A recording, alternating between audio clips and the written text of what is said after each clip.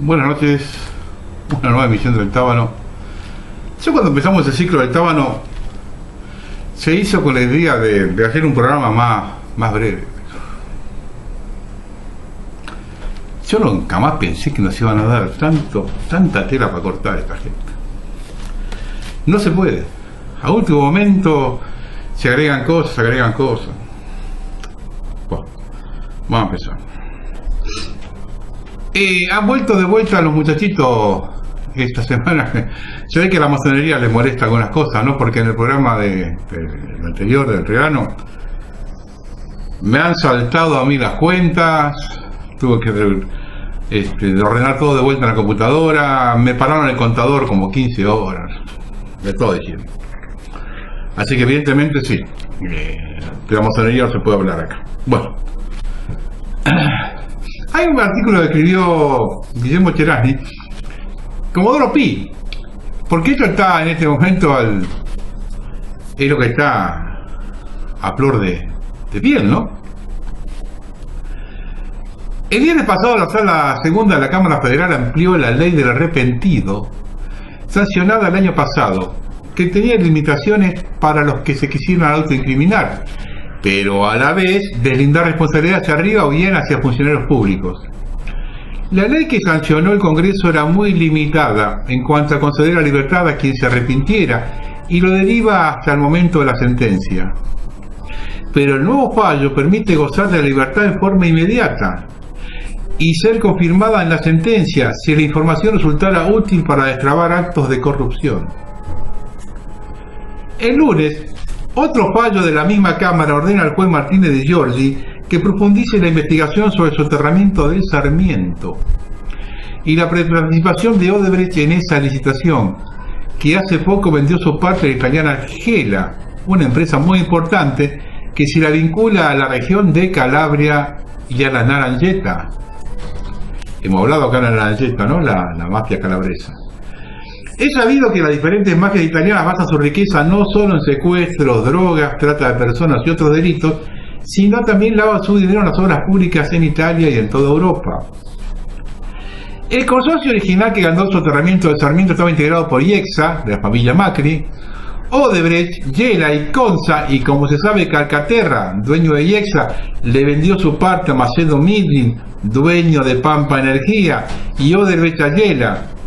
Y como Midlin y la familia Gela son muy cercanas a la Casa Rosada, los analistas interpretan que Comodoro Pi tomó un seguro contra la intromisión de Carrió en la justicia y también del Colegio de Abogados de la calle Montevideo y la ONG de la Justicia, que quieren con razón relevar a los jueces federales por su comportamiento oficialista.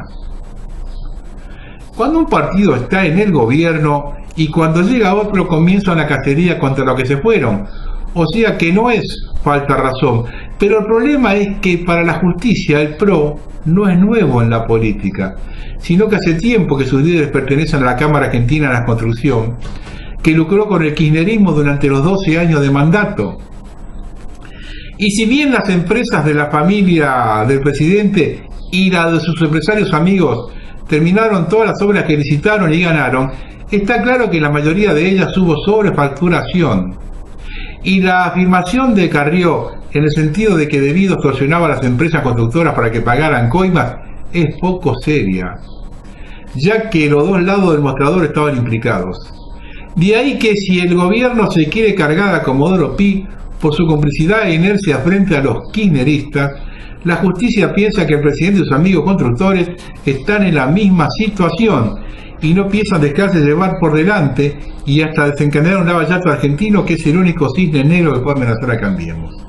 Es decir, señores, pacto mafioso. Me tocas, te toco. No me tocas, no te toco. Y así camina la Argentina. Hasta aquí la nota de Cherasni. Agrego que durante la visita de Macri a Nueva York se encontró con el vicepresidente Mike Pence, quien lo habría advertido de la corrupción en Argentina y que debería ser juzgado antes de fin de año Nicky Caputo y Juan José Aranguren. Estar atento con esto. El sistema puede estar preparando una mano política para decir a los argentinos que Macri va a fondo sin importar que caiga quien caiga. un gigantesco falsa bandera judicial para sostener un gobierno que se lleva puesta a la Argentina, ¿eh? Ojo con eso. También hay que estar atentos a que fueron hallados documentos inéditos que ratifican la soberanía argentina en Malvinas. Son 3 cartas fechadas en 1767, 3 documentos escritos en español antiguo que incluyen un intercambio epistolar entre el primer gobernador de las Islas Malvinas y el entonces mandatario de Buenos Aires.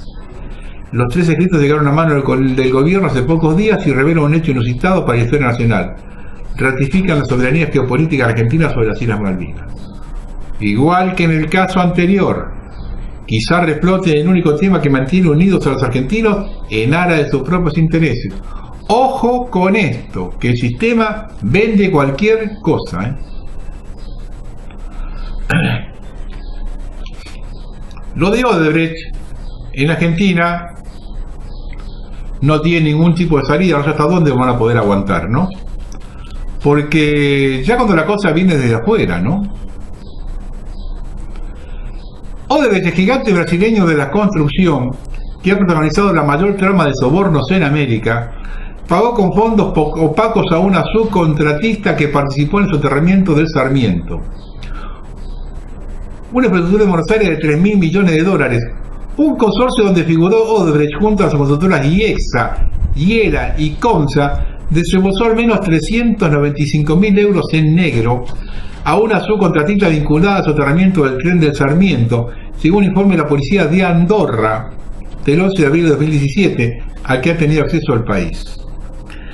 Los investigadores concluyen esta cifra tras analizar las actas secretas del Departamento de Cumplimiento de la Banca Privada de Andorra, una de las entidades, junto con el Mail Bank de Antigua y Barbuda, utilizadas por Odebrecht para pagar comisiones ilegales a empresarios, altos funcionarios, políticos y cargos públicos.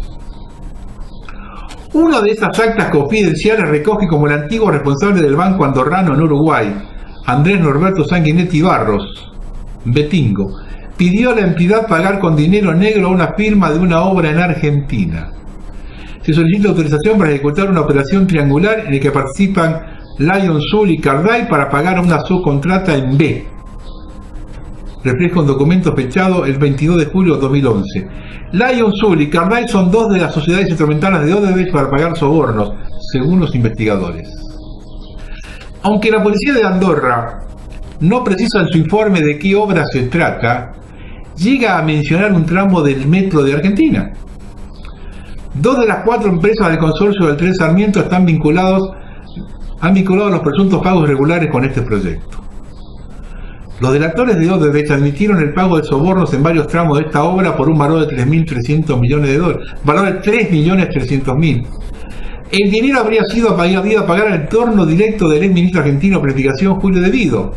La cifra abonada en comisiones ilegales por el gigante brasileño, no obstante, ascendería a 20 millones de dólares, según La Nación, que sitúa como intermediarios al miembro de un grupo de presión, Jorge Corcho Rodríguez, y a un objetivo de IEXA, una constructora que perteneció a Ángelo Calcaterra, primo del presidente argentino Mauricio Macri. Te están rodeando el rancho, Mauricio, y ya se están peloteando, ¿eh? Ya las balas pasan cerca, ¿eh? Vamos a seguir. Y esto escuchen con atención. Acá hay unos datos muy interesantes. Y algunas cositas que quedan en el aire para pensarlas. Algunos cabitos sueltos para atar. Es un artículo que escribió Raquel Escudero en el portal Semanario. ¿Por qué ganó Macri en Córdoba? Algunos no entendíamos, y lo pide en primera persona ella. Yo lo quise corregir, pero no, al final lo voy a dejar así. Algunos no entendíamos por qué Macri ganó con el 70% de los votos en Córdoba. Entonces me puse a investigar un poco. Macri fue empleador de De la Sota, quien junto a José Octavio Bordón y Carlos Grosso se desempeñaba como abogado de SOCMA. El grupo SOCMA estaba integrado en esos momentos por Fiat, que había llegado a Argentina a través de Oberdan Guillermo Salustro. Salustro nació en la ciudad de Asunción del Paraguay el 17 de julio de 1915, hijo del matrimonio napolitano conformado por Ana D'Amato y Gaetano Salustro, quienes en 1899 se habían establecido en esa ciudad, fundando una joyería. Recibido de abogado, se radicó en Turín, Italia, y luego fue agregado comercial en Asunción, y viaja a la Argentina como una delegación italiana de Fiat, con el propósito de estudiar la instalación de una gran fábrica en ese país. Esto es para mi amigo, que hace rato que no aparece quejándose.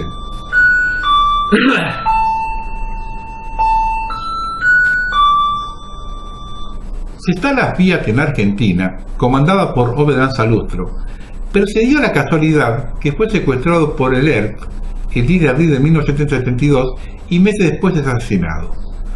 Un año después también es muerto Dick Klosterman, el 22 de mayo de 1983, ingeniero y dirigente sindical argentino, secretario general de SMATA. Murió asesinado en un atentado que se atribuyó las Fuerzas Armadas Peronistas, 3 días antes de que asumiera el presidente Cámpora. Franco Macri, ¿dónde estaba? Sí, justamente ahí tratando de quedarse con Fiat. Allá por los albores de la joven democracia, cuando había sido elegido presidente Raúl Alfonsín, Franco Macri dijo en algún reportaje: pensé que para que el peronismo pudiera integrarse al país era necesario que se renovara el viejo peronismo.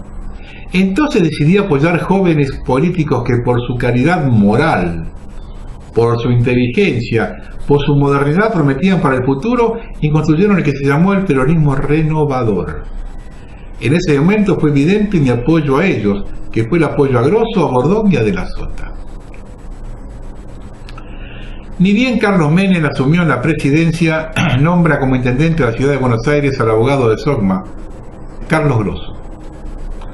Su primera medida fue negociar el contrato de la basura con la empresa Maldiva del grupo Macri, donde aceptó pagar una millonaria deuda de 68 millones de dólares que reclamaba la empresa de su ex patrón y extender su concesión. Sí, los porteños le pagaron 68 palos verdes a Macri porque puso a su abogado como intendente. Con el financiamiento del grupo Macri, De la Sota accedió a la gobernación de Córdoba durante varios años, y los negocios con Macri y Extra Odebrecht siempre fueron una constante. Sí, señores cordobeses, ustedes también estuvieron financiando a Macri desde los años 90. No solo los porteños son giles, ¿capisque? En 2001, De la Sota hizo lobby por la exportación de carne vacuna, sin decir que Macri acababa de comprar por 2 millones de dólares el 60% del frigorífico Estancias del Sur para exportar carne precocida a Europa. Mientras se fugaban dólares del país, en noviembre del 2001 le dio a IEXA, que entonces era de Franco Macri, la construcción de 120 escuelas por 94 millones de pesos dólares. La obra fue financiada por el Banco Interamericano de Desarrollo, pero ni bien se adjudicó, el contrato con IEXA Electroingeniería tuvo un reajuste de 154% y se elevó a 239 millones de dólares. Clásico del macrismo, ofertar poco, quedarse en la licitación y apenas está adjudicado, subir el precio con un ajuste. Típico, lo hicieron 100 veces. Así podría seguir contando otras concesiones y licitaciones que De la Sota le dio Macri, su empleador. Autopista Córdoba-Rosario, adjudicada por De la Sota mediante el decreto 354/14 en julio del 14, y llevó 2 reactualizaciones aprobadas por el gobernador cordobés de 73 millones de pesos. Lo más interesante es la obra adjudicada por De la Sota a la sociedad de IEXA, con 2 empresas, la brasileña Andrade Gutiérrez y Britos, propiedad del operador de la sociedad Horacio Miró, donde se le adjudicó el tendido de 1.700 kilómetros de gasoductos troncales en el interior cordobés. Miró está investigado hoy en el Lavallato por ser el que le llevó la valija de la cometa. Y como todo tiene que ver con todo, te explico también cómo Macri y De la Sota en realidad es Schiaretti, pero es lo mismo, y ahora te cuento por qué. Vaciaron ANSES. Cuando te digan que no hay plata en el ANSES, acordate de Macri y De la Sota, lo saquearon con esto. Luego de que la adjudicación se cayera 3 veces por falta de financiamiento, la obra debía ejecutarse con fondos privados, igual que en el Sarmiento. el gobierno de Córdoba pidió un crédito al ANSES para que Odebrecht comience con los trabajos. Fue un enjuague financiero porque la provincia le debía al ANSES unos 400 millones de dólares por una obra que había realizado en Electroingeniería y Siemens. Entonces trocaron esa deuda. El gobierno de Macri la condonó y a la vez le permitió adquirir una nueva deuda. El gran perdedor de estas dos maniobras fue la ANSES, explicaba el periodista cordobés Lázaro Llorens. Le roban las pensiones a los discapacitados para hacerse millonarios ellos. No dejes que te engañen, no fue un error. Están balanceando ANSES para enriquecerse ellos. La relación de Macri con Juan Schiaretti viene en la misma época. Recibido de contador en la Universidad de Córdoba, se exilió en San Pablo, Brasil. Allí fue cobijado por Franco Macri, que le dio un puesto en Fiat Brasil. En los 90, Mauricio Macri, como presidente de la Sociedad Europea de Vehículos de Latinoamérica, SEVEL, se dedicaba al rubro automotriz, como representante de Fiat y Peugeot. Su padre y su tío, Jorge Blanco Villegas, eran socios y fueron procesados por evasión fiscal y contrabando de unos 13.000 vehículos, con perjuicios para el Estado por 450 millones de pesos dólares. Y vos dirás, ¿qué cuerno tiene que ver Schiaretti de Fiat Brasil con delitos cometidos en Uruguay por los Macri y su pariente? Te cuento. En los años 90, lejos del carapintadurismo y la dictadura, Schiaretti volvió al país.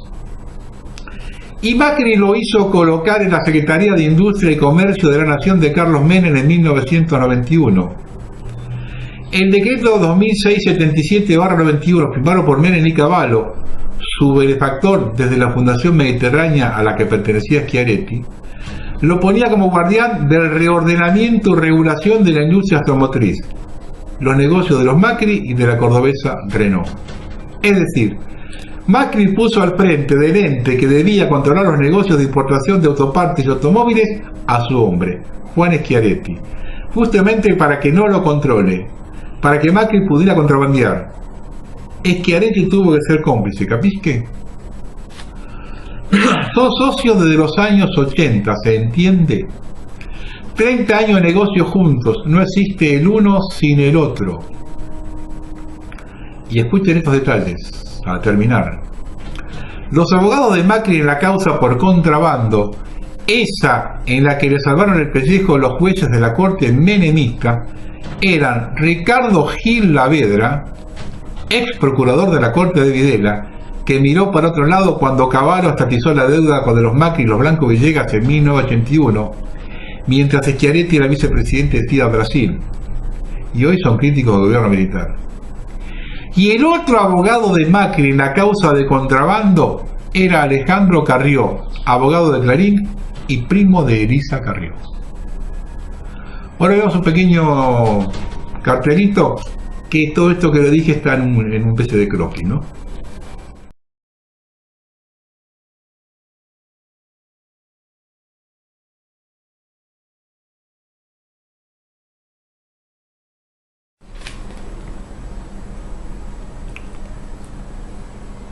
Y sacaron el 42% de los votos. Bueno, vamos a volver a ese tema de que yo soy muy perseverante desde hace ya casi 5 años, desde que empecé con la idea del siglo XXI, porque eso nos toca a todos, a todos. Hoy cuando estaba almorzando, no se soportaba el olor agrotóxico que tenía la verdura.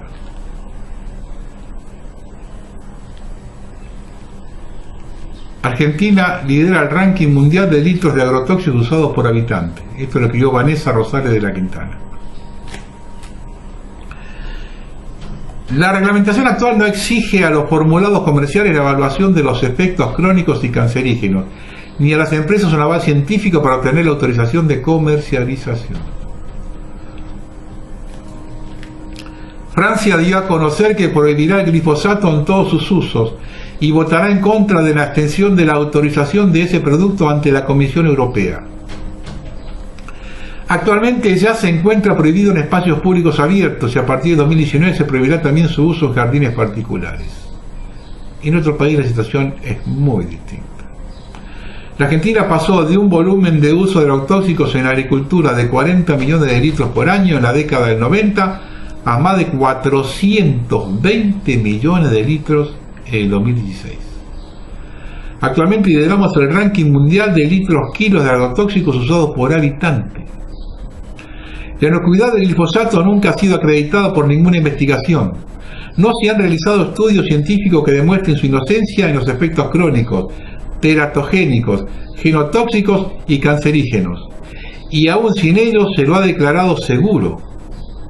La rigurosidad científica implica acreditar a priori que los plaguicidas son seguros para el ambiente y la biodiversidad e inocuos para la salud cuando se los respiran en el aire y se los consumen en los alimentos y el agua. Es necesario aclarar que no existe ningún nivel seguro de exposición a los cancerígenos, y si la falta de honestidad intelectual les permite a algunos implantar la duda de causalidad entre los agrotóxicos y la enfermedad, aún así el principio jurídico de precaución que rige en nuestro país obliga a que el Estado adopte medidas urgentes para protegernos. En la Argentina no existe una ley a nivel nacional que regule los registros, autorización y uso de los agrotóxicos a gran o pequeña escala. Tampoco hay una ley sobre bioseguridad y organismos modificados genéticamente, quedando sujeto a una regulación legal. Las medidas son tomadas por medio de resoluciones administrativas, lo que favorece los acuerdos ilegales con las corporaciones semilleras. Es por eso que el modelo de agricultura tiene una gran carencia democrática, dado que no ha sido sometida a un debate en la sociedad que incluya a todos los sectores sociales y económicos, donde se den a conocer las evidencias disponibles de las implicancias nocivas sobre la salud humana y el medio ambiente. ¿Es posible que nadie salga a explicar esto? Muchachos, se cae de Maduro, que están recibiendo guita a lo loco, en el Congreso están lloviendo dólares en el Congreso. No hay leyes, nadie propone nada. El registro, autorización y comercialización de los agrotóxicos en la agricultura y en los domicilios es competencia del Estado, ejercida a través de dos organismos, el SENASA y la ANMAT. Los límites máximos de residuos sobre productos de la agricultura son establecidos por el SENASA, sin intervención de ninguna dependencia del Ministerio de Salud. El Ministerio de Salud solo interviene en los procesos de autorización de los agrotóxicos para uso domiciliario y no en lo que se utiliza en la agricultura y producción de alimentos. Esto es ridículo.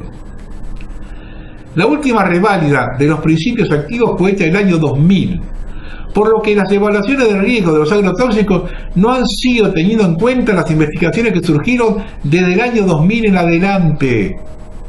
Esto suena mucho a coima, querido. Época en la cual creció la evidencia científica y se han declarado agentes cancerígenos a muchos, llegando incluso a su restricción de distintas partes del mundo como Alemania, Bélgica e Italia. El Centro Internacional de Investigaciones sobre el Cáncer, perteneciente a la Organización Mundial de la Salud, declaró el glifosato probable cancerígeno a mediados de 2015. A pesar de eso, el SENASA y la ANMAT permanecen inmutables y el glifosato sigue sin ser objeto de revisión. Es una vergüenza. Pero más evidente que esto, que están coimeando a lo loco, no hay. La reglamentación actual no exige a los formulados comerciales la evaluación de los efectos crónicos y cancerígenos, ni a las empresas un aval científico para obtener autorización de comercialización, con la gravedad de que es el formulado comercial el que se aplica directamente en el ambiente y sobre los alimentos, que son los consumidos por todos los habitantes de la Argentina. Tenemos 30 senadores y diputados, 330 tipos. De esto no habla ninguno de los 330, ¿eh? Es grande la bolsa que entra, es más grande la de López. Seguimos con esto. Sigamos jodiendo, Dique Los Molinos, en Córdoba. ¿Cuántos van a verañar a Córdoba? No solamente los cordobeses esto, ¿Cuántos van a verañar a Córdoba, Esto lo escribió Carolina Sanz Fernández. El lago Los Molinos abastece de agua al 30% de la población de la ciudad de Córdoba y está contaminado desde hace más de una década por la ausencia de redes cloacales, desmontes e incendios forestales, pastoreo en las márgenes, balsas y agrotóxicos. Sí, porque ahora también empezaron a sembrar en Calamuchita. Las comunas de la región siguen sin reconocerlo. Mientras los medios difundían la preocupante situación de San Roque, Claudia Arias, vecina del Potrero de Garay, comenzó a compartir junto a vecinos la preocupación sobre la salud de los molinos, donde era muy evidente la presencia y el olor de las algas en el agua, que luego salía de sus canillas. 20 años es lo que podría demorar en sanearse completamente el lago, siempre y cuando dejemos de contaminarlo. En Córdoba se percibe el olor, por más que el agua esté transparente, porque el olor es muy difícil de sacar. Lo verde logra filtrarlo, pero el olor sigue estando, y mientras más sustancias le sigan poniendo, tampoco será saludable. El lago está en un nivel eutrófico, es decir, con presencia de cianobacterias, exceso de fósforo y nitrógeno. Lo que nosotros vemos como algas verdes parecen algas, pero en realidad no son algas, son bacterias que están en el agua y que en invierno se asientan en el fondo del lago, y cuando la temperatura empieza a subir o cuando empieza a entrar agua con mayor temperatura de los ríos en primavera y verano, suben a la superficie. Las algas tienen un ciclo de vida y cuando mueren se ponen azuladas, que es lo que vemos en el San Roque. Y eso genera olor. Todo eso es tóxico, no solo para la piel, sino ingerimos mucho más. Pero además hay que sumar a esta larga lista de presiones ambientales la consecuencia de los incendios forestales, en su mayoría intencionales. La deforestación también está presente. Cuando hay incendios, toda esa ceniza baja sin que nada la frene, porque no hay árboles, y llega y se asienta. También contribuye al estado general del lago la presencia de agroquímicos.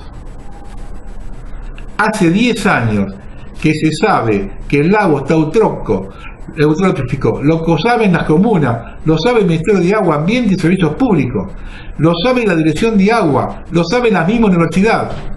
Todos los jefes comunales tienen conocimiento de esto.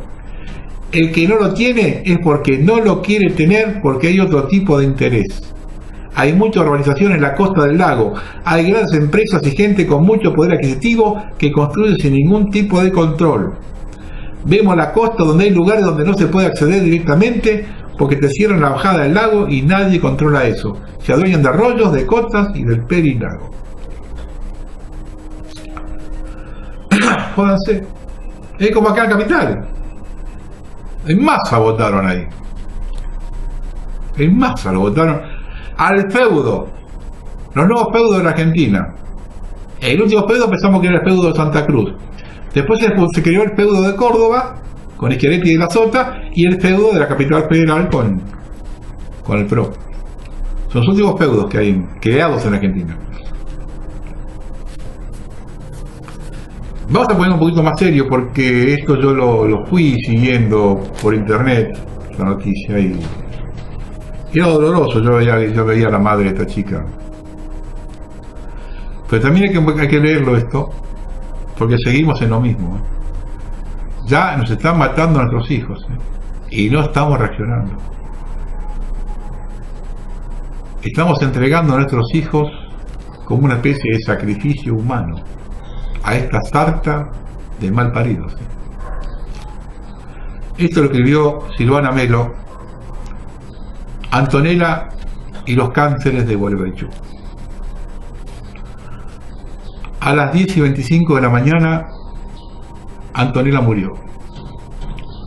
Fue lunes y Gualeguaychú solo era noticia por ella, porque Antonella por mucho tiempo fue alcancía y foto en los almacenes y en los kioscos. Dio una ciudad que produce más alcancías y fotos de niños con cáncer que fiestas de carnaval. Gualeguaychú es un terror en la provincia de Entre Ríos, la más regada por glifosato según informe del CONICET. Coordinarán como estrella mundial del veneno sistémico. En Gualeguaychú el 30% de los muertos mueren de cáncer, mientras que en el país no superan el 20%. Entre Ríos es una autopista sojera, capital de un modelo de producción que necesita envenenar para subsistir. 2 días antes que Antonella muriera, Natalia Bazán habló 28 minutos frente a su celular. La madre de Antonella habló cuando la nena ya dormía y el dolor había sido derogado de las últimas horas de vida. Y dijo que la vida de nuestros hijos no siga siendo un negocio. Y dijo que paren toda esa mierda que matan a nuestros hijos y a otros les den al bolsillo. Natalia pasó meses en el Garrahan, asistiendo al derrumbe de su chiquita de 8 años, en una foto brutal de la inclemencia del sistema, donde la economía vapurea la salud, destierra a los débiles y condena el futuro a intemperie. La mayoría de los chicos con cáncer vienen de Entre Ríos, dice, y para ella el dolor llega directo desde el agua y el aire. El periodista Fabián Magnota, después de la investigación donde surgió que el cáncer en Gualeguaychú superaba la media nacional, publicó en su perfil de Facebook de un pedido: no hay estadísticas sobre cáncer en menores de 18 años en Gualeguaychú. Agradezco información para hacerla. Decenas de respuestas con nombres, con edades pequeñas, con historias de leucemias y cánceres, con temporadas tempranas en el Garrahan, lejos de casa, con muertes absurdas, caprichosas. Le llevará un año más a Fabián Magnota a elaborar toda esa muerte aluvional. Pero será él quien lo vuelva a hacer, porque las cifras oficiales, si las hay, se guardan celosamente, para no generar segundas investigaciones que puedan fastidiar a los actores de los agronegocios, que suelen ser diputados, ministros, médicos, empresarios. Es decir, telas de araña que envuelven la voluntad de los pueblos, que conceden generosamente al trabajo con el que subsisten esos pueblos, y ante los que pocos se atreven a correr un riesgo que, además de la hipoteca del futuro a la que están resignados, les abrocha el vaciamiento del presente. La revista internacional Environmental Pollution fue la que publicó el informe de los investigadores del CONICET. Entre Ríos registra los más altos niveles de acumulación de glifosato a nivel mundial. Dada la enorme cantidad pulverizada y la afectación de los microorganismos encargados de su degradación, el producto no hace más que acumularse en las tierras con todo el riesgo tóxico que esto implica. Es una evidencia científica de la criminalidad del impacto socioambiental del modelo de producción que ha subsistido con éxito de su blanqueo brutal en 1996, con la entrada de la transgénesis, en un tránsito por neoliberalismos, progresismos y etcétera, amamantados todos prolijamente por la nueva concentración de poder. Las evidencias políticas están en la impunidad, en la ceguera judicial que es capaz de negar responsabilidades a pesar de la autopsia en un cuerpito plagado de endosulfán, en la decisión de mantener el modelo como columna y sostén del Estado. Mientras la vida pasaba afuera, desesperada, vertiginosa, Antonella moría el lunes, a las 10:25 de la mañana. Tenía 8 años. Estuvo meses en el Garrahan enchufada a cables y agujas, atada a barbijos, cantando hasta que pudo, cuando debió haber jugado hasta el hartazgo, tomando helados, pegándose las rodillas en la plaza y riéndose de Gualeguaychú, libre y feliz.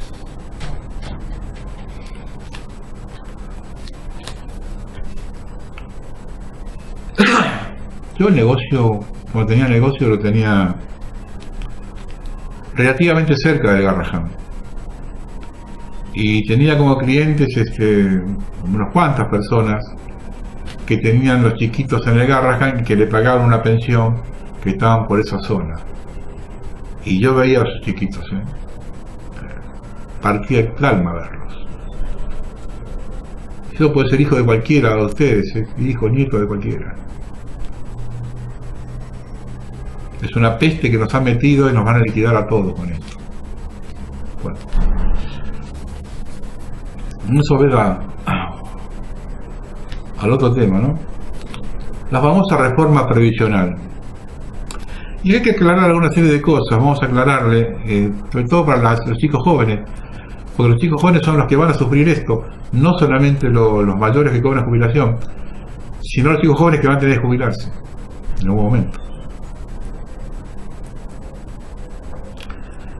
La lógica de que nada de lo que pueda hacer el sector privado va a quedar en manos del Estado puede ser un principio filosófico, pero también la justificación para encubrir la intención de transformar una prestación pública en un negocio privado, por ejemplo. Los recortes y modificaciones que el Poder Ejecutivo fue mostrando en los últimos 10 días revelan que el sistema previsional universal y solidario tiene los días contados el imaginario de Cambiemos, aunque discursivamente sostenga lo contrario. La preocupación por un sistema que esconde serias inequidades y no sustentable, enunciado por el presidente de la Nación el lunes último, abre las puertas a una reforma previsional que amenaza con dar una vuelta de campana al sistema hoy vigente. El gobierno va a seguir los lineamientos que le marcó el Fondo Monetario el año pasado, generando diferentes rangos o segmentos de beneficiarios. Un primer rango de beneficios no contributivos, es decir, aquellos que no estén en condiciones de hacer ningún aporte. Un régimen general de reparto público por una franja de trabajadores que aportarán sobre sus ingresos medios o bajos. Y un régimen de capitalización para los sectores de altos ingresos, que puede ser obligatorio o optativo a partir de cierto nivel de remuneraciones. Sería el renacimiento de las AFJP. Yo lo único que pido, en base a la experiencia anterior, es que quienes opten por el sistema de jubilación privada no pidan ayuda estatal al momento de jubilarse. Y voy a explicar el motivo a los más jóvenes, quienes serán las víctimas del sistema. El trabajador que optara por las AFJP debía aportar compulsivamente un porcentaje de su salario. Las AFJP actuaban como administradoras financieras y cada una fijaba las comisiones que se le descontaban al trabajador sobre dicho aporte en concepto de costo de seguro de vida y de gastos administrativos. Las comisiones reducían el aporte del trabajador, que finalmente era capitalizado con un porcentaje en torno al 30%, alcanzando en algunos momentos un 54% de aporte mensual al trabajador, dependiendo de la FJP y del monto de su aporte, ya que una parte de la comisión podía establecerse como un cargo fijo y no porcentual. Las AFJP se apropiaron de unos 12.000 millones de dólares en comisiones, mientras otros 35.000 millones de dólares se repartieron en concepto de utilidades de empresas beneficiadas con la rebaja de aportes patronales. Casi 50.000 millones de dólares no fueron al sistema previsional. ¿Me queda claro? Durante la administración de las AFJP se dieron situaciones irregulares en el manejo de los fondos de los afiliados, destacándose casos donde diferentes empresas tomaron los fondos de las jubilaciones para cancelar deudas propias. Esta maniobra fue denunciada a la justicia por la Unidad de Información Financiera. La justicia ratificó que hubo una estrategia financiera pergeñada por el directorio de la compañía a fines de 2006, cuyo objetivo fue usar los fondos de los jubilados depositados en las AFJP para subsanar la crítica situación económica que atravesaban las empresas. Los balances del 2005 así lo demostraban. Con la especificación de los ahorros en el año 2002, el valor en dólares de los fondos se redujo a menos de la mitad. A tan solo 8 años de la reforma previsional, el debate sobre una nueva reforma volvía al centro de la escena. En poco tiempo el sistema privado se hizo insostenible. Considerando los datos de aquellos que efectivamente realizaban aportes, se observa que a enero de 2007 se contabilizaban 4.669.469 y una disminución a mediados de 2008 de 3.600.000, o sea, 1.069.462 menos. La debacle del sistema fue total con el advenimiento de la crisis de las hipotecas subprime del año 2007, cuando las AFJP llegaron a perder todo lo capitalizado en el año. Era una activa financiera, jugaban en bolsa. Esto se sumó a una profunda crisis de confianza por la que las empresas se les hacía cada vez más difícil conquistar nuevos afiliados al sistema. Y una orden de repatriar fondos por 8.000 millones de pesos que habían invertido de manera irregular en el extranjero. Esta secuencia de reveses hundió a AFJP en una crisis que culminaría con la extracción de los fondos que administraban. Acá un pequeño paréntesis. En 2002, mientras tuvo la compatibilidad, todo era negocio, porque todo era dólares. Usted cobraba una factura de teléfono de 100 pesos en 100 dólares. Entonces era negocio todo.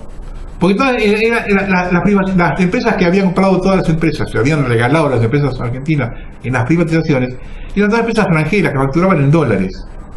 Entonces todo eran dólares. Usted pagaba cualquier cuenta que pagaba, teléfono, luz, gas, el pasaje en aerolínea, todo era dólares. Cuando se cae todo en la estantería del 2001 y se devalúa, y ya no era dólares. ya eran 30 centavos de dólar, porque se devaluó a 3 pesos, se fue en 1,40 y en un mes se fue a 3 pesos. Entonces tú cuentas comprar una factura de 100 pesos y ya no eran 100 dólares, eran 30 dólares. Entonces dejó de ser negocio, para todo el mundo dejó en ese negocio. Entonces ahí empezaron a querer rajarse como rata por tirante, como hicieron siempre. Cuando es negocio para los privados y cuando ya no es negocio para el Estado. Eso pasó siempre en Argentina, puedo hablar de eso. Y las vez juegan en bolsa. Y uno no sabe, nunca se supo si las buenas acciones se quedaban ellos y las malas acciones las dejaban a cargo de la CES o del fondo que tenían ellos. El 22 de octubre de 2008, el titular de la Unidad Fiscal de Investigación y Seguridad Social, el fiscal Guillermo Marijuán, presentó una denuncia ante el juez federal Claudio Bonadío, que acusaba a 10 entidades AFJP de administración fraudulenta a raíz de la presunta liquidación de bonos del Estado.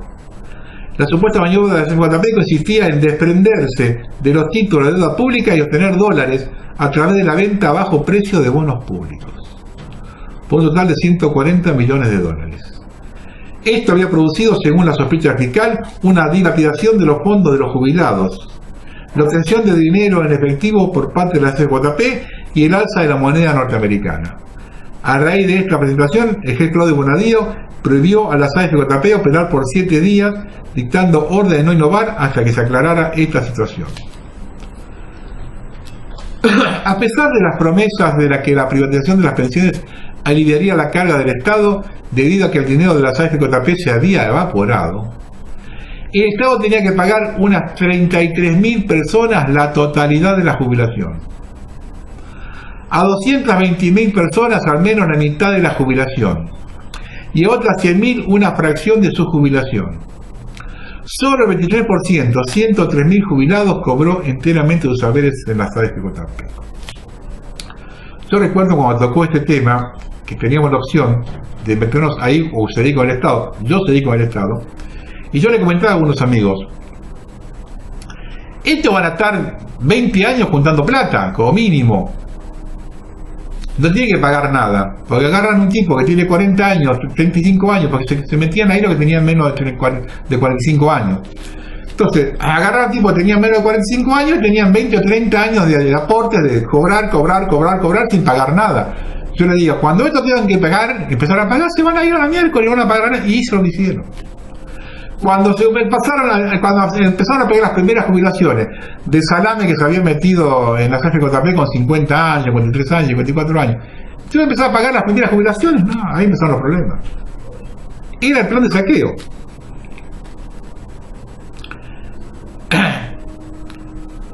En los pasillos de tribunales circula la versión que lo de vudú es una venganza, porque él estatizó las AFJP. Yo no voy a defender los vudú, pero no sería extraño. Esta gente se maneja así. Les voy a contar algo cortito, que los que tienen unos panzaños lo vieron esto. Entonces el gobierno de Alfonsín, la más grande cadena de supermercados del país, era el Hogar Obrero, que había sido fundado a principios de siglo por Juan B. Justo, por esa zona. Incluido el primer shopping de la Argentina, el Spineto, lo armó el Hogar Obrero. Durante varios años estaba el shopping Spineto y adentro del supermercado, que ahora que es Coto, era el Hogar Obrero. Todo lo que fue del Hogar Obrero se hizo cargo Coto. Bueno, el Hogar Obrero respaldó el plan austral de Alfonsín. Cuando Alfonsín hizo el plan austral, todo el mundo se le tiró encima con los precios, con todo, y el Hogar Obrero fue el único que respaldó el plan austral. Cuando asumen los liberales con Menem, lo que hicieron fue liquidar el Hogar Obrero. Lo hicieron pelota en un año. Por eso no me llamaría la atención que esto de vudú sea una venganza. Y con esto de que yo decía recién, cuando deje de hacer negocio para los privados, entramos en el juego del sistema que se inauguró en 1948 con la compra de los ferrocarriles. Los grandes capitales concentrados internacionales viven haciendo negocios con los gobiernos de los países periféricos. Cuando una empresa es rentable, la explotan ellos. Y cuando dejan de serlo, el gobierno se hace cargo. Pero cuidando las formas, que parezca una expropiación, para que una vez vaciada se lleven una indemnización. Así ocurrió con el kirchnerismo, con Aerolíneas Argentinas, cuando todos aconsejaban dejar caer la empresa para que se haga cargo de todo el costo de la quiebra, y el Estado por otro lado armó una nueva línea de bandera. No. La orden era otra. Se estatizó, nos tuvimos que hacer cargo de las deudas y indemnizar a quienes las vaciaron. Lo mismo pasó con YPF y con el carbón y con la CGJP. El gobierno lo vende como un acto patriótico y la gente compra todo lo que está en el mostrador. Es el ciclo de la Argentina. Las ganancias para las empresas y las pérdidas para la nación. Tal como dijo Atahualpa Yupanqui, las penas son de nosotros, las vaquitas son ajenas. Si no rompemos ese modus operandi provocado por alternancia de liberales y progres, olvidémonos a salir del pozo. Voy a entrar en el tema de la estrategia del miedo, con 2 o 3 cositas más o menos relacionadas. Uno es narcotráfico, el imperio contraataca. El narcotráfico tiene 4 procesos. Vamos a enumerarlo en orden de menor a mayor en cuanto a su rentabilidad. Provisión de materias primas, elaboración, tráfico hacia destino final, distribución a consumidores. Si bien el imperio tiene injerencia en todos los pasos, el último lo domina excluyentemente. Es la parte del león. Lo que a simple vista hasta parece lógico por lo que significa dinero. Ahora bien, ¿creen que la maquinaria bélica más impresionante que es usada de continuo para sostener negocios menos rentables deja el usufructo de la droga en manos privadas? Tenga la seguridad que no. Semejantes volúmenes de dinero dan oxígeno a una economía que no produce nada en su territorio. Estados Unidos vive de venta de servicios, fabricación de dólares virtuales, venta de protección militar, industria bélica y narcotráfico. Ahora bien, además de su financiación, ¿qué otros beneficios le produce? Genera un ámbito de corrupción de cúpulas dirigentes de países del tercer mundo que les permite el endeudamiento y saqueo de recursos naturales. Control de los grupos más problemáticos para el sistema, los jóvenes y los sectores marginales. Y con la excusa de la lucha contra la droga, logra penetración militar e invasiones que luego tienen otros objetivos. Veamos un pequeño videíto de esto.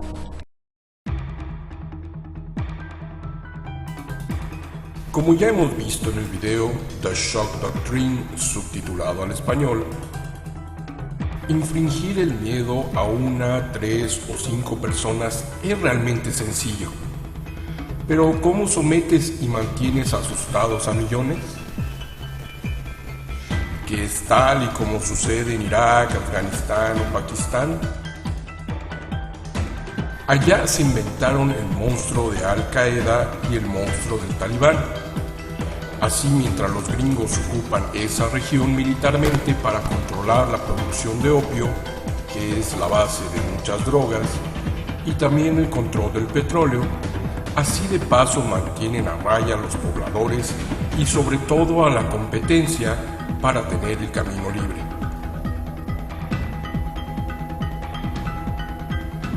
En el continente americano se inventaron al monstruo de las FARC en Colombia para poder controlar el abastecimiento de droga a la población estadounidense, negocio que es más rentable que la producción de armas o cualquier otro.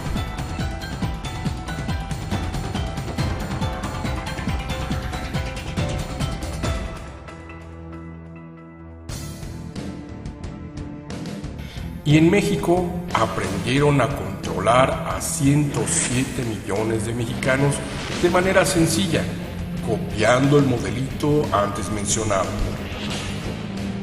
Se inventaron un monstruo llamado Cartel de Sinaloa. Desataron balaceras todos los días, ejecuciones de quienes estorben y matando a inocentes culpando al narco. Así, es como mantienes el control de la droga sin que nadie se meta y sobre todo sin que haya competencia.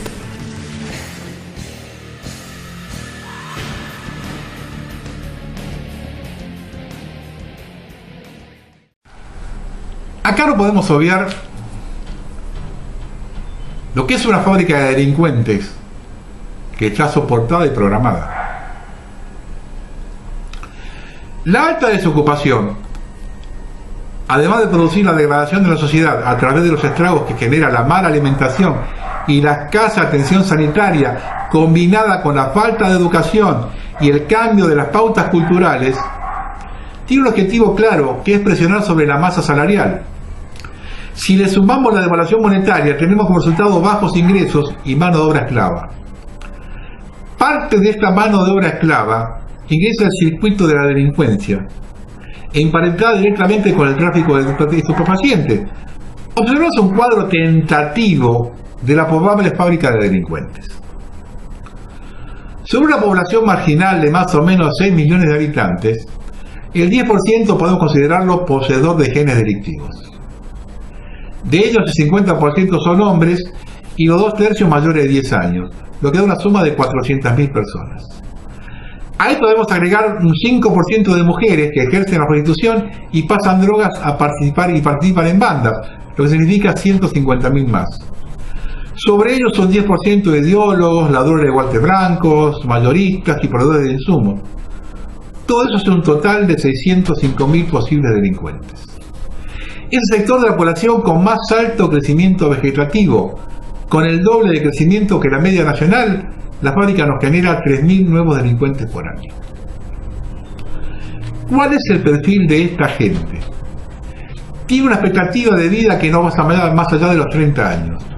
No tiene instrucción alguna y tiene una fuerte sensación de desigualdad e injusticia con un gran resentimiento hacia el resto de la población. Su relación con la policía es de vida o muerte y quien estuvo en prisión no quiere volver más allí. Padres precoces, con gran cantidad de hijos, con distintas mujeres, consumidores de drogas y alcohol desde niños, no tiene ningún aprecio por la vida. Ningún gobierno electo puede asumir semejante costo político sin ver afectado su caudal electoral de corto plazo. Por otro lado, las leyes permisivas, la lentitud sospechosa de la justicia, el hacinamiento en comisarías o cárceles provoca que prácticamente la totalidad de los delincuentes recuperen su libertad, en muchos casos a cumplir la mitad de la condena. Si a esto le sumamos la corrupción del servicio penitenciario, que les permite salir a delinquir y regresar a establecimientos, llegamos a la conclusión de que todo es un plan orquestado. La lucha contra la inseguridad significa más control para quienes no son delincuentes, y ese es el objetivo final. Hoy el control social es tecnológico, pero para justificarlo, en muchos casos se debe generar inseguridad. Y ahora veamos lo que es la estrategia del miedo. Paul Valéry dijo: la política es el arte de evitar que las personas participen en los asuntos que les conciernen. La violencia clasista, fuera de control, lleva a la población a encerrarse en sus casas, saliendo solo para lo imprescindible.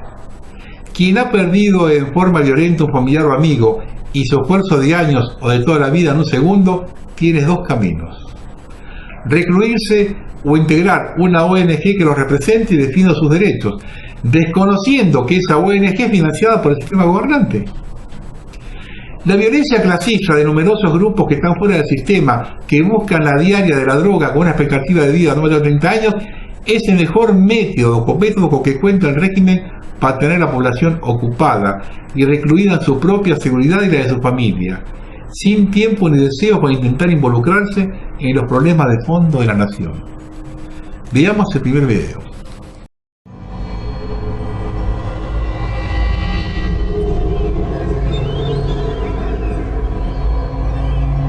El miedo es una de las emociones más intensas y primitivas de los seres humanos. Nos acompaña desde los primeros usos que hacemos de la razón, hasta que dejamos este mundo. Según el diccionario de la Real Academia Española, es la perturbación angustiosa del ánimo por un riesgo, daño real o imaginario.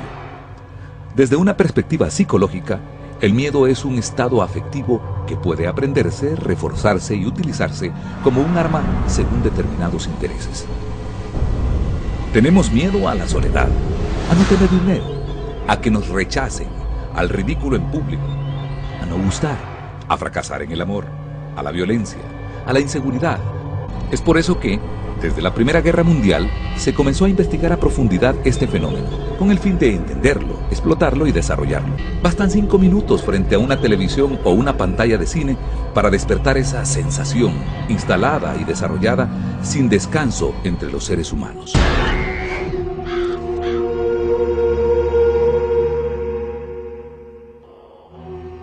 Psicológicamente, se ha determinado que no hay otro instinto más poderoso en el ser humano que el miedo.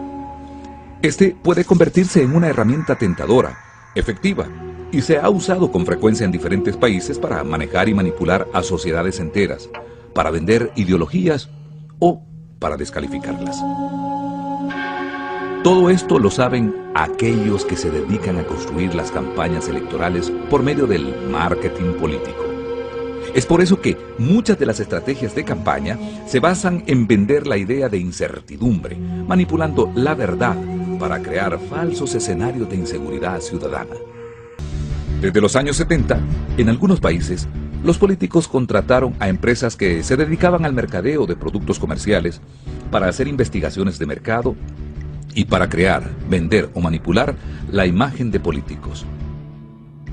Estas prácticas se han utilizado en Europa, Estados Unidos, México y actualmente se utilizan en El Salvador. Un hombre con el cual peligra tu libertad, peligran tus remesas y el TPS. Mauricio Funes y el FMLN son un verdadero peligro para El Salvador. Cuba es la patria, Venezuela es la patria, Argentina es la patria, El Salvador es la patria. En Nicaragua, miles de profesionales perdieron su trabajo. Un voto por el FMLN es un voto por Chávez. Pero ¿sabes quién ha matado a más personas que todos ellos juntos? Estos miedos creados, agudizados a base de repetición constante, día a día, minuto a minuto, segundo a segundo, en la radio, la televisión y algunos medios escritos. Vemos cómo deliberadamente se transmiten spots o anuncios que tratan de venderle al pueblo la realidad ficticia que promueve Arena.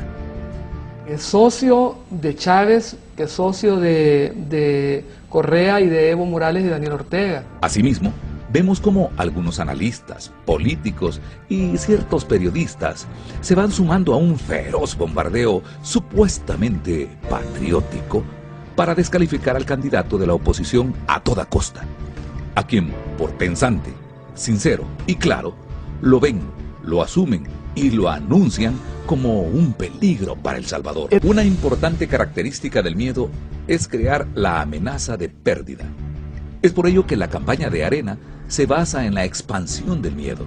Estimula el miedo a perder los terrenos, los ahorros, la casa, el negocio, la vaquita, el trabajo.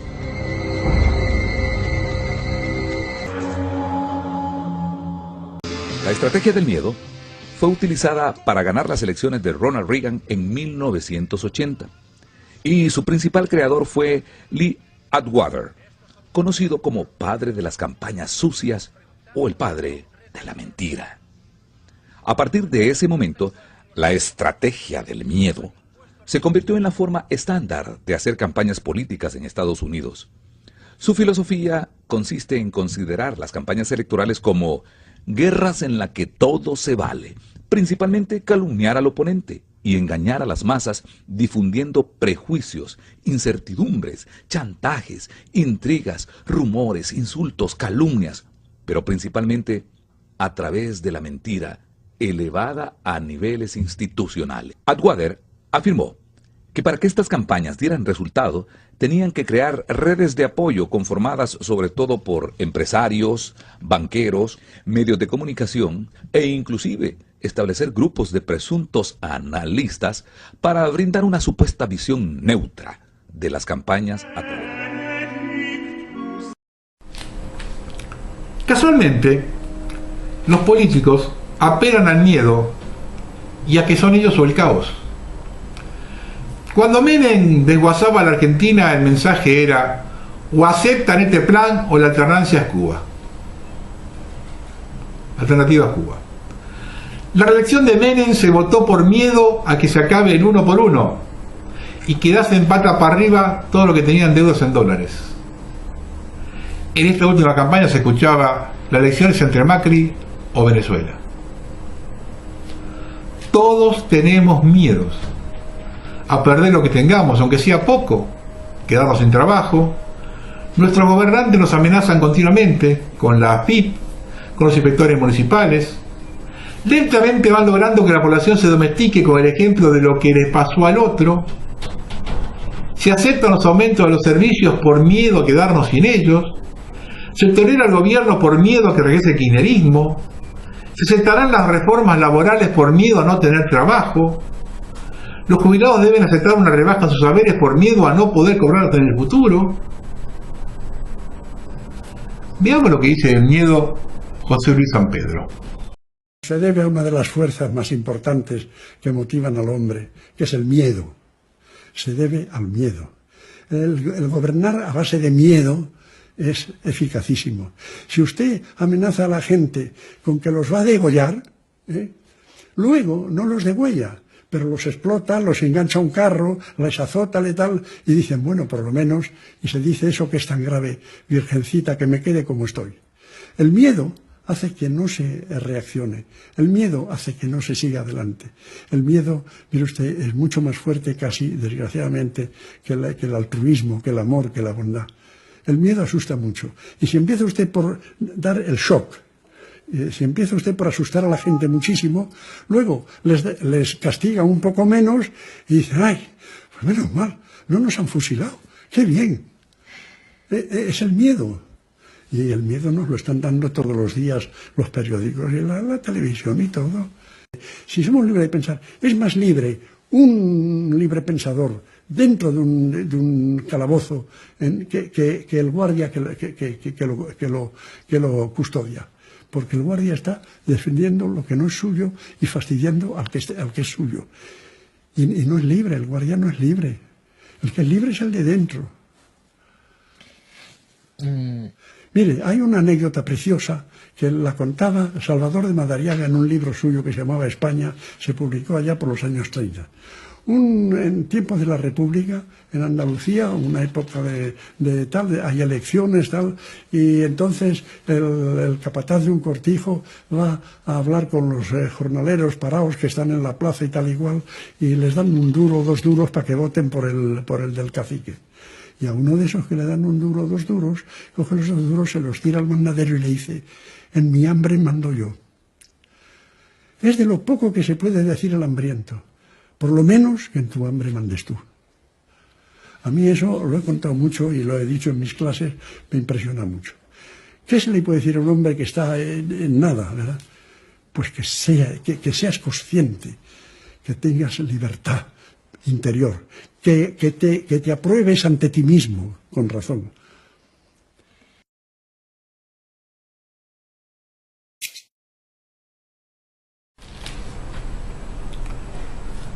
Desde 1983 votamos en contra de algo por miedo a no repetir experiencias pasadas.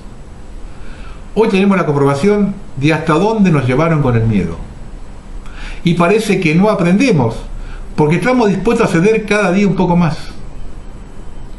Y la gran paradoja es que llegamos a esta situación por la democracia. Y el gran miedo a que nos somete el sistema son las terribles consecuencias de perderla. Un último caso donde se infunde miedo es lo acontecido en Río Negro. 2 médicos serán juzgados por negarse a realizar un aborto, que es un crimen penalizado. El médico hace el juramento hipocrático para salvar vidas y no matar a sus semejantes. Además, la vida está garantizada de la concepción hasta la muerte natural por la Constitución Nacional y el Pacto San José de Costa Rica. La denuncia fue hecha por una mujer que se presentó en la guardia del hospital de Chipoleti con la intención de efectuarse un aborto, lo que no fue llevado a cabo por los médicos que la atendieron. Se da entonces la paradoja que una persona que desprecia la vida puede arruinar la carrera de otras 2 que consagraron la suya a curar a la gente. los dos fiscales intervenientes da una muestra más de la situación real de lo que algunos pretenden que se llame justicia en la Argentina. Por hechos como estos, está catalogado como la institución más desprestigiada. Ustedes, integrantes de la justicia, son los que tienen la culpa. Nada más que ustedes. Vamos a ir terminando. Mientras someten a la sociedad a la estrategia del miedo, por la cual se deben ceder derechos adquiridos, los integrantes de este gobierno no se detienen en sus cuentas en paraísos offshore, como la del ministro Aranguren, vinculado con 2 firmas radicadas en paraísos fiscales, lo que fue revelado en el marco de la investigación periodística denominada Paradise Papers. De allí surgió que mientras fue ejecutivo de Shell, Aranguren fue director de 2 sociedades offshore creadas por la petrolera. Una de ellas fue adjudicataria de licitaciones para la compra de gas natural licuado cuando ya era ministro. Macri, que muestra cintura para otros casos, en este aún no reaccionó. No aplicó el mismo criterio que con Centurión. ¿Será porque si toman medidas con esto se tienen que ir todos, él incluido?